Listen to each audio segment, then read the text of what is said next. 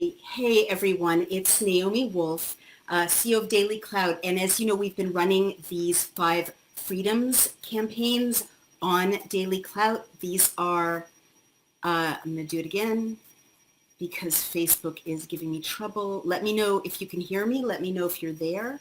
We've been doing the 5 freedom campaigns, getting hundreds and hundreds of emails, resources, offers to help from Americans across the country to restore 5 freedoms legislation. What is that? No mask mandates, no emergency law, freedom of assembly, freedom to worship, gather, to engage in commerce, to go wherever you want, protected by your constitutional First Amendment rights to assemble.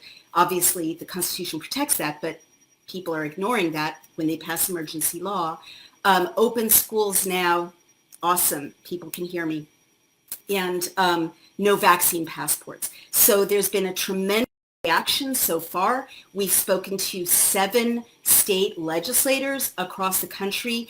They've shared model legislation. You can look at it, you can download it, you can send it to your own representative or state representative. This is the approach that we think is wisest right now because federal is immobilized, but at the state level, there is a responsiveness to citizens. And there are also 3 states now that have issued executive orders that there will be no vaccine passports, a ban on vaccine passports. Florida executive order, Idaho and South Dakota at least verbally promised a ban on vaccine passports. So there's incredible movement. But I have huge news to share with you.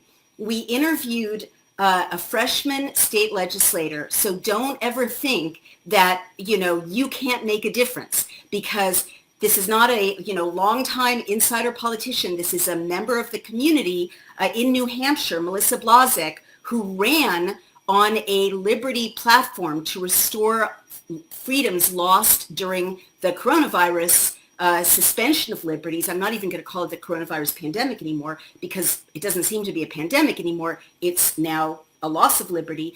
And she and her colleagues, including some across the aisle, have succeeded.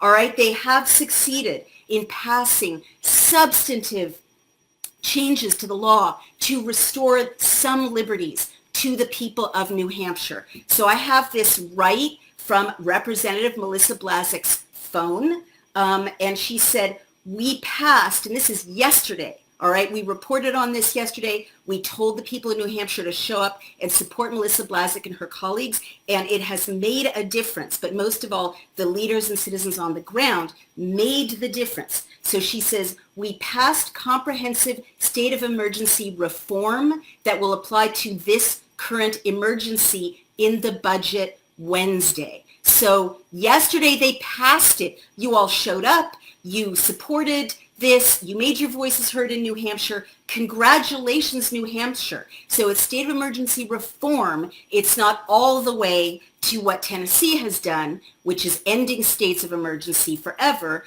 but it is a huge first step to say that these cannot go on indefinitely. All right. 2, she said Thursday, the following day, that was yesterday, we passed another state of emergency reform bill that will not apply until the state of emergency is over with a veto-proof majority. The governor had previously said he would veto it. With a very slim majority, that means the Democrats voted for this, but they won't make it apply to this emergency. What does that mean? It means that it's another bill that says that it will apply to emergencies going forward, but the Democrats, I'm just going to say this honestly and impartially, I'm a Democrat. They weren't doing this. The Democrats in New Hampshire voted for the reform to apply for future emergencies, but they won't make it apply to this quote unquote emergency. I would say not good enough from a strictly nonpartisan constitutionalist perspective. But that's what happened. You can't do everything. So now it's the job of Democrats in New Hampshire to lobby their Democratic state legislators and to share the names of those who would not let the reform apply to this emergency. People have to be held accountable. And that's me saying this as an impartial observer. This is not Melissa Blazek or any of her colleagues. They're simply reporting who voted for it and who didn't. Number 3, she said, today we passed bills protecting religious liberty during a state of emergency, despite a previous court case in New Hampshire stating that the Constitution may be suspended during a state of emergency. The House, again at the state level in New Hampshire, has now made a stance that that is not the case. You cannot suspend, I'm getting chills, you cannot suspend the Constitution during a state of emergency. You can't suspend religious liberty. And even though the court case in New Hampshire said, gosh, no such thing as the Constitution during a state of emergency, these brave legislators, some of them reaching across the aisle, have passed bills protecting religious liberty and saying the Constitution does apply to the state of New Hampshire, to religious liberty, even during a state of emergency. And Melissa Blazek points out that never has a state of emergency been applied to a disease. This is really important. So these are 3 incredibly important bills. HB 2 is the budget bill, and we're going to post all these on BillCam on our 5 Freedoms campaign page at dailyclout.io. HB 2 is the budget reform, okay? And this goes right into this year's budget. So it protects you from states of emergency in New Hampshire now, not 100%, but a huge reform. HB 417 is the other state of emergency reform going forward. HB 440 and HB 592 protect religious liberty during a crisis. They say the Constitution does apply, the First Amendment does apply. I'm going to say this, she can't. They're a rebuke to a governor who imposed emergency orders, happens to be a Republican governor, but we're seeing governors on the left and the right impose these emergency orders month after month after month. And the people of New Hampshire, in the guise of their state legislators, said, no, this will not stand. We will regain many of our freedoms in the state of New Hampshire. So this is incredible news. And I want to really congratulate Representative Melissa Blazek, a freshman. Like, she literally got elected in November of last year, and she's out there making a difference, along with a Freedom Caucus, which did exist before in the New Hampshire state legislature. People are going to die because of your paranoia, says Peter Kremidas. Before kids go to school, don't they have to provide proof through their parents they've received the appropriate vaccines to attend? Bruce Lister will address that in another video. The executive order, says Sandy Ziak, needs to prevent businesses and corporations from requiring vaccine passports. Only Florida's executive order protects us from businesses mandating. So I'm going to say, Sandy, you're right, and I'm going to do a whole separate video focusing exactly on the executive orders and vaccine passports. You're 100% right. The Florida's executive order does protect from businesses mandating, others don't. Idaho has some good legislation that we've been sharing preventing vaccine discrimination. But what you need to do now, people of America, and I hope people of the world watching in your own systems, is you need to understand that this is where your work begins, right? You need to look at these draft bills that are up on the 5 Freedoms site. You need to get used to reading legislation. It's really not that difficult. And these bills are written, and these executive orders are written particularly clearly. And you need to exactly weigh in and, compare Florida's executive order with what South Dakota promises, for instance. It's not yet an executive order. And notice what's missing and lobby your state representatives and your governor and say, I want this language in the bill. This bill doesn't go far enough. And on Daily Clout, we're gathering names, we're gathering emails for people who want to opt in to be notified when it's time to bombard your representative or when there's a change, something you need to know about. So Stephen Jones says, watching from Ontario, Canada. Thank you for speaking out. Stephen, believe me, we're hearing from Canadians. Ontario is in a terrible state. Quebec is in a terrible state. There are curfews. There's a new lockdown order going into effect. I don't think nationally, but in various parts of Canada. And people are reaching out saying, how can we move these things forward in Canada? I will do a separate video on a group of state MPs, the equivalent of state legislators in Canada. I spoke to Roman Bobber. Randy Hilliard is involved in this. And there are others who are standing up and saying no more lockdowns. So let me just do it bit by bit, but I absolutely, this is on the list. And when you join Daily Cloud also, or when you just subscribe, you can let us know what video you want, what legislation you want, and we can open that campaign for you. That's the way we're going to do this. And that gives everybody a voice and a way to say, don't forget me, don't forget my state. Let's see. Thank you, Naomi, but better than thanks is me and my getting active and protesting for what is right. My family and I can thank you best by emulating you.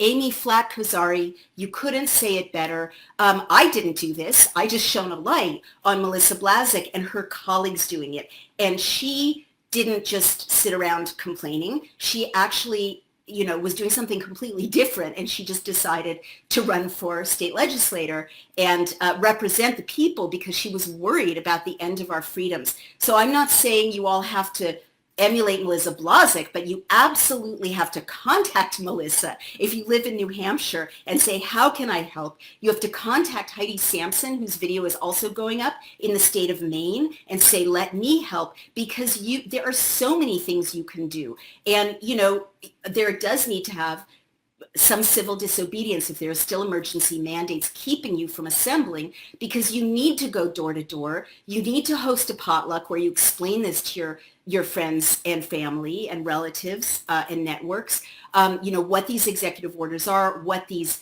bills are to restore freedoms in your state, in your country.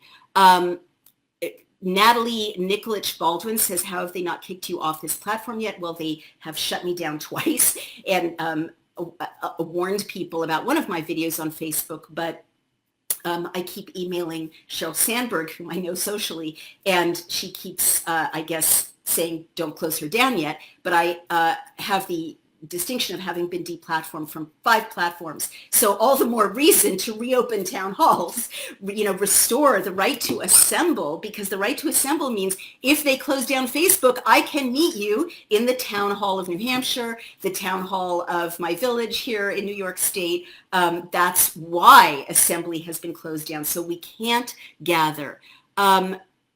Incredible news for New Hampshire, says Linda Hill Diefenbach.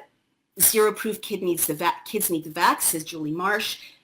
Indeed, and I would say the laws forbid coercing anyone, but certainly children, from receiving an experimental medical treatment because they can't consent. So it violates Nuremberg laws, it violates Geneva Conventions, as I understand, it violates HIPAA, and it also violates medical ethics. Spuds Mackenzie says no live stream. Let me know if you guys are having trouble with the live stream. Yep, New York Times admitted their own reporting was 40% overblown with fear-mongering. Sells ads, says Julie Marsh. Julie, and she's talking about the data around this pandemic, which I've confirmed with my own reporting has been vastly inflated. PCR tests also create false positives. This goes to kind of generating a heightened sense of a terrible emergency when right now there actually isn't a terrible emergency in most states. In my state, New York State, 8 people a month die in my county. Very sad. For anyone to die, average age 85. That's the number who die with COVID, not even of COVID. But that's lower than deaths of suicide deaths from opioid overdoses. So it is, unless you're going to suspend rights and the rule of law for suicides and opioid overdoses, there's really no justification to suspend the rule of law for this medically. Let's see. Jennifer Zients has just got federal government. Any business is allowed to require them in every state but Florida. Yeah, except that it's against the law. It violates the Americans. She's talking about vaccine passports, which I've been warning about night and day. It's the end of human liberty if vaccine passports roll out, which is why the executive order from Ron DeSantis, the governor of Florida, saying no vaccine passports is so urgent to emulate across the country, 49 more states to go. So indeed, businesses are being encouraged to discriminate. I mean, here in New York, they've got an illegal vaccine passport, the Excelsior Pass, and the Mets are illegally going to use them to let people in. It violates the Americans with Disabilities Act, a federal law that says it is unlawful to even inquire about anyone's medical status. So urgently, we need to roll out executive orders and laws in all 50 states to ban vaccine passports. But I'm going to wrap it up now because I am going to update you. I'm going to update you every day.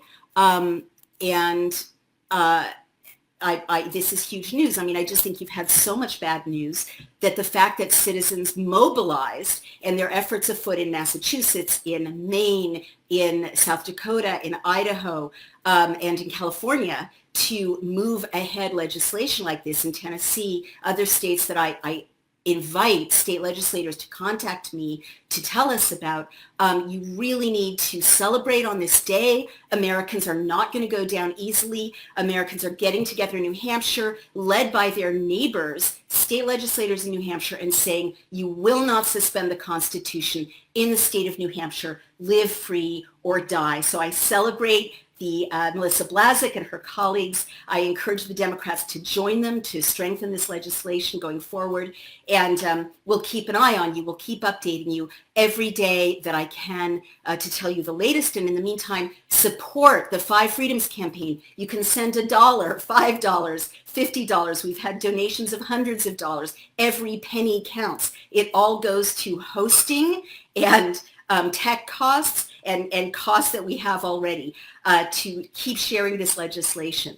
If you want to support us, send your email and you don't have any money, which many people are in that situation, you can help anyway.